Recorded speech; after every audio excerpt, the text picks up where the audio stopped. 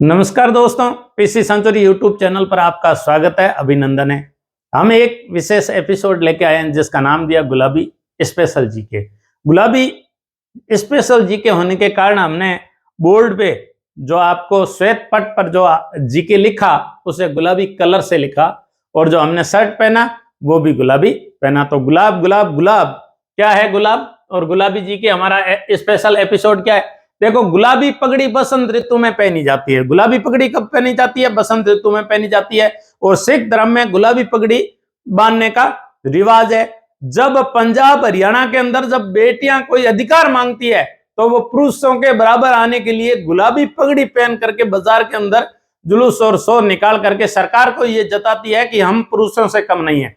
और राजस्थान के अंदर बसंत ऋतु में गुलाबी पगड़ी पहनने का रिवाज है। वैसे गुलाब का जब नाम आ जाता है तो हमारे जहन में, मानव जीवन में स्नेह, मोहब्बत और प्यार का प्रतीक गुलाब का फूल होता है। उसके अरकंद की जो ठंडक है और जो उस हृदय को, जो शरीर को ठंडक देता है, अरक होता है, उसकी जो औषधीय गुण होता है और उसमें जो गुलाब का इत्र होता है उसकी सुगंध बड़ी प्यारी होती है। तो गुलाब स्पेशल जीके के अंदर हम ये गुलाबी पगड़ी बसंत ऋतु में पहनी जाती है। गुलाब मंडी पुष्कर में, राजस्थान में गुलाब पुष्कर में पैदा किया जाता है और राजसमंद में भी पैदा किया जाता है। चैती गुलाब है वो राजसमंद की खमनोर की पहाड़ियों में होता है। ये पूछा हुआ क्वेश्चन है।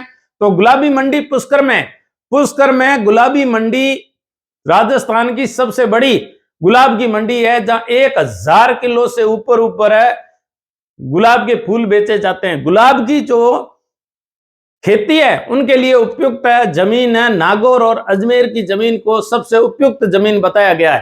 तो इस प्रकार राजस्थान, सबसे बड़ी बात यह है कि अन्ना सागर झील के किनारे अजमेर के अंदर राजस्थान में गुलाब से इत्र निकालने की पहली बार विधि जहांगीर की सासू मां ने खोजी थी।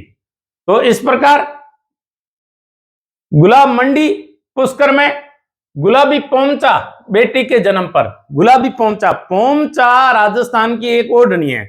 ओढ़नियों की जो रंगाई की जाती है, जो ऊपर कपड़ा ओढ़ा जाता है, धड़ से ऊपर, कमर से ऊपर ओढ़ा जाता है, जो ओढ़ने का है उससे ओढ़नी कहा जाता है।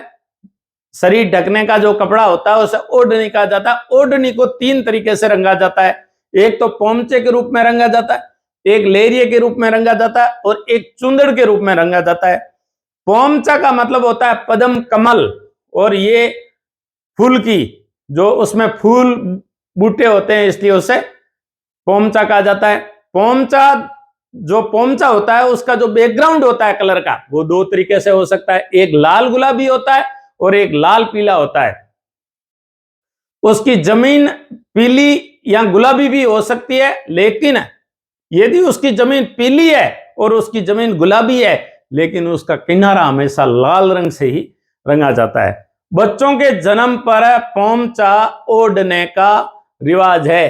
यदि लाल पोमचा ओढ़ रखा है इसका मतलब प्रसूता, वो नव प्रसूता है और उसकी लड़की पैदा हुई है। यदि उसने पीला ओढ़ रखा है तो लड़का पैदा हुआ है और ये प्रसूता के पीर पक्ष से लाया जाता है, ऐसा कहा जाता है। तो ये है पोमचा के बारे में पूछा जाता है। नव प्रसूता पहनती है। यदि उसने लाल ओढ़ रखा है तो लड़की के जन्म पर पीर पक्ष वाले लाल पोमचा लाते हैं और यदि उसने पीला ओढ़ रखा है तो लड़के के जन्म पर लाते हैं।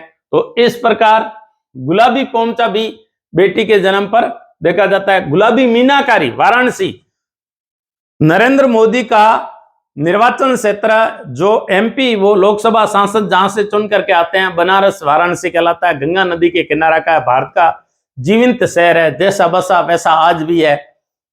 सभ्यताएं रोमा, यूनान, मिस्र सब मिट गए लेकिन वाराणसी, बनारस जैसा शहर सदियों से आज भी वैसा ही खड़ा है और जीवंत है। दौड़ता शहर है जिसमें आज भी आत्मा जो उनकी, एक क्या कह सकता है कि वो जीता जागता पुरुष की भांति पूरा शहर है।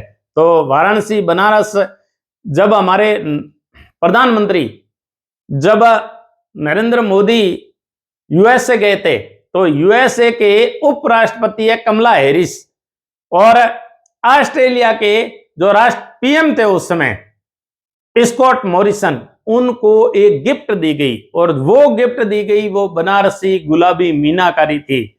बनारसी गुलाबी मीनाकारी धातु होता है, उन धातु को मिक्स किया जाता है। वैसे मीनाकारी को एनामेलिंग कहा जाता है, और ये भारत में मीनाकारी मुगल लाए थे।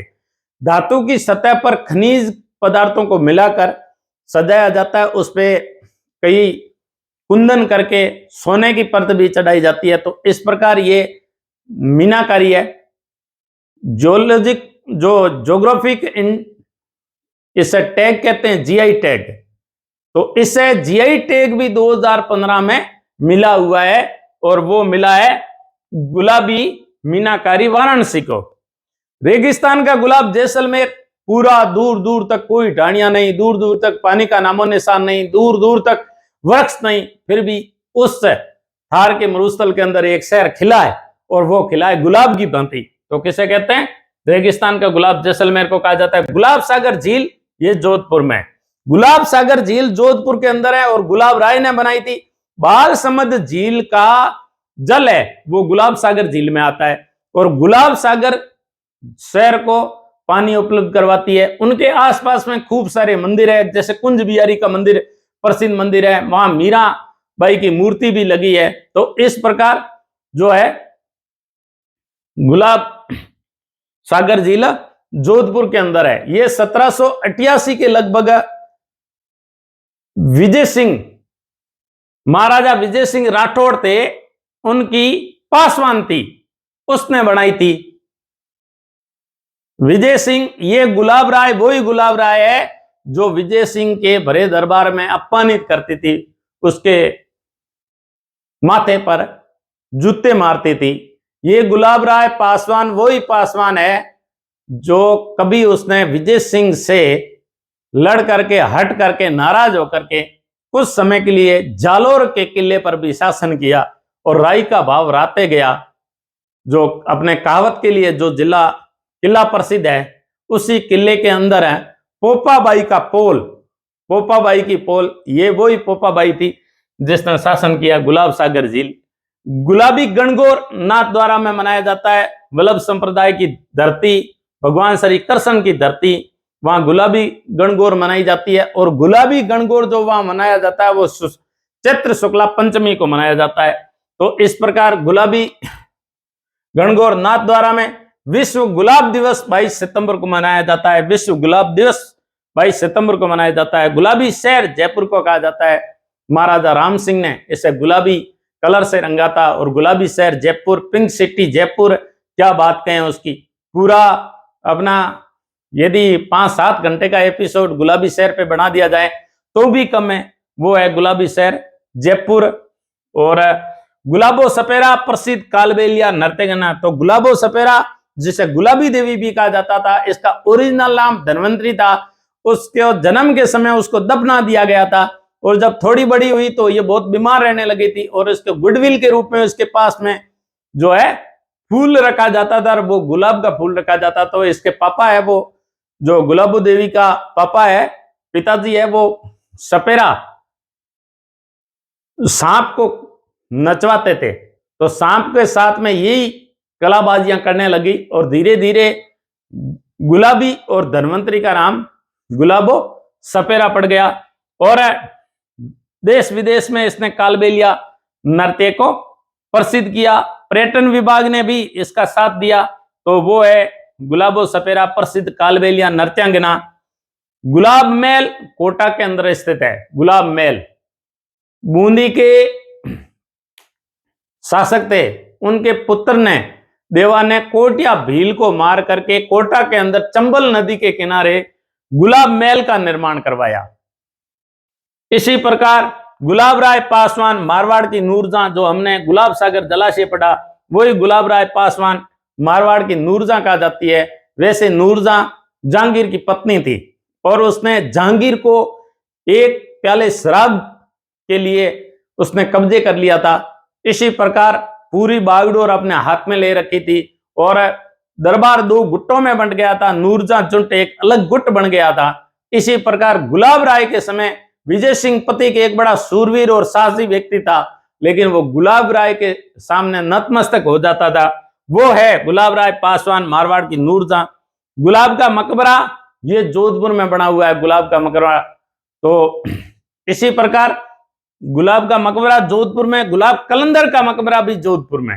गुलाब का मकबरा जोधपुर, गुलाब कलंदर का मकबरा जोधपुर। गुलाब बाग उदयपुर और गुलाब बाड़ी फैजाबाद। देखो गुलाब बाग उदयपुर, गुलाब बाग उदयपुर है ना, वो गुलाब बाग उदयपुर में, और ये एशिया का और विश्व का चौथा सबसे बड़ा गार्डन कहा जाता है, सजन गार्डन कहा जाता है। इसमें गुलाबों की भरमार है, इसलिए इसे गुलाब बाग कहा जाता है। महाराणा फतेह सिंह ने 1887 के अंदर सजन उद्यान का निर्माण करवाया, जिसे ही गुलाब बाग, ज्यादातर गुलाब होने के कारण उसे गुलाब बाग कहा जाता है। कई बार इसे बड़ा बाग भी कहा जाता है, लेकिन बड़ा बाग चलन से बाहर हो गया। इस प्रकार 1882 के अंदर टी.एच. स्टोरी नामक एक व्यक्ति थे, उनको औषधीय गुणों के, जो गुलाब का फूल है या गुलाब का पौधा है, ये औषधीय गुण रखता है, तो औषधीय गुणों की भरमार के लिए सज्जन उद्यान का जो निर्माण करवाया गया, उस सज्जन उद्यान के अंतर्गत गुलाब के फूल लगाए गए, और ये विश्व के गिने चुने बड़े बागानों में से, उद्यानों में से एक लिया जाता है। ऐसा कहा जाता है कि अर्ध महाद्वीप का चौथा सबसे बड़ा बाग है, वो है गुलाब बाग। और सज्जन निवास, ये या महाराणा सज्जन सिंह का निवास स्थल था गुलाब बाग उदयपुर। गुलाब बाड़ी फैजाबाद, ये अवध के चौथे नवाब थे सुजाउद्दौला, उन्होंने निर्मित किया, और उनका निवास स्थल था गुलाब बाड़ी फैजाबाद। तो इस प्रकार गुलाब बाड़ी है वो फैजाबाद में, और गुलाब बाग है वो उदयपुर में। तो इस प्रकार ये हमारा गुलाब स्पेशल जीके था। आप भी ऐसे जीके के लिए हमें कमेंट्स करके बताइए कि और एक ही तरह का जीके किस प्रकार बनाया जा सकता है।